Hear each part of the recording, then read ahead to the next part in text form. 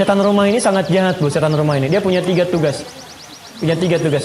Setan rumah ini tugas pertamanya, dia akan memecah belah hubungan suami istri.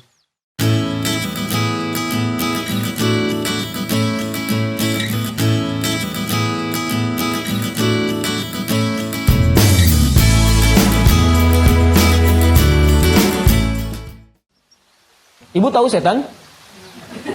Disebutkan kan, setan itu musuh kita atau teman kita? Musuh. Ibu nggak tahu bagaimana cara musuhnya datang, bagaimana cara menyerang, bagaimana kita bisa menghindar dari musuh.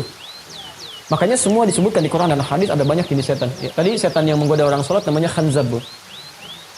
Khanzab. Ya. Nanti ada setan rumah tangga. Setan rumah tangga disebutkan bahkan di Quran. Ya, tapi namanya enggak, cuman sifat godanya. Itu ada di Quran surah kedua ayat 102. Ya, posisi paling kiri. Dari atas sampai ke tengah itu panjang banget. Ya. Namanya Dasim, Bu. Dasim. Ya, perempuannya Dasimah. Tapi poinnya, hati-hati ya. Ibu harus kenali, setan rumah ini sangat jahat, Bu, setan rumah ini. Dia punya 3 tugas. Setan rumah ini tugas pertamanya, dia akan memecah belah hubungan suami istri. Tugas pertama. Jadi ketika seorang belum berakad, itu dia akan dibuat bermaksiat sedekat mungkin sehingga melanggar ketentuan Allah. Ingat ya, lamaran itu baru lamaran, belum akad. Jadi belum halal di situ. Ya, Masya Allah, apalagi yang belum dilamar. Tapi kalau sudah menikah, Bu, bagaimana caranya supaya pecah hubungannya? Mayufarriquna bihi bainal mar'i wa zawji. Setan ini akan menggoda bagaimana harmoni rumah tangga supaya pecah gitu. Itu Dasim salah satunya. Ya. Makanya jangan kaget, Bu ya. Jangan kaget ya. Saat pertama menikah semua indah, Ibu sudah paham semua. Tapi kalau misalnya lebih dari beberapa masa, yang jelek kan pasangannya, nggak ada yang lain. Ya. Dasim, satu menggoda rumah tangga. Kedua, dia ikut dalam makanan dan minuman yang kita akan konsumsi. Ya, tugas keduanya, dia ikut pada makanan dan minuman yang kita konsumsi.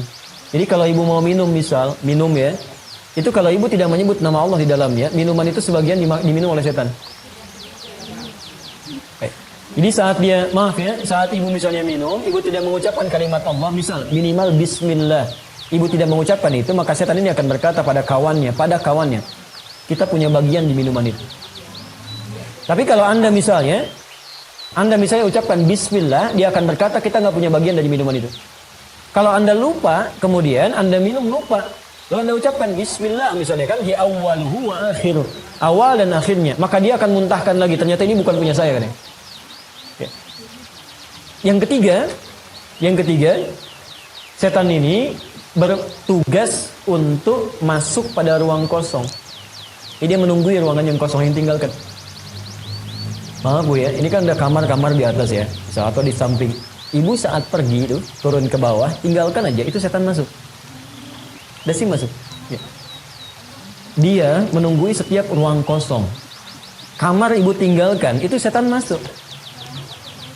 Saya ulang, ibu tinggalkan, setannya masuk. Nah, maaf, apalagi tempat yang jarang dikunjungi dan kotor sifatnya, maka di toilet itu tempat setan. Banyak, makanya jangan berlama-lama gitu kan. Nah, cara mengusirnya bagaimana? Kalau kamar biasa, bukan tempat yang tadi.